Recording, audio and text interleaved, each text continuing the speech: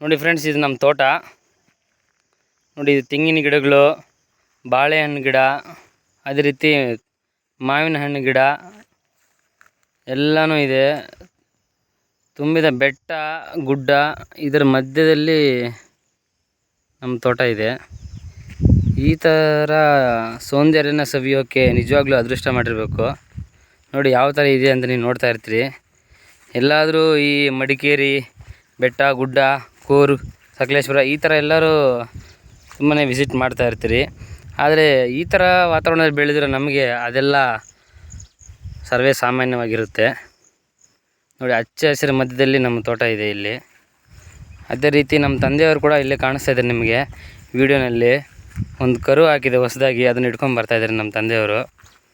ಒಂದು 6 ಮಂತ್ಸ್ ಆಗಿದೆ ಅದರಿಗೆ. ನೋಡಿ, ಅವರೇ ನಮ್ಮ ತಂದೆ. ಈ ಗಿಡಗಳೆಲ್ಲ ಬೆಳೆದಿರೋದು ಅವರೇ, ಎಲ್ಲ ನೋಡ್ಕೊಳ್ತಾ ಇರೋದು ಅವರೇ. ಇದ್ರ ಓನರ್ ಅವರೇ, ನಾವಲ್ಲ.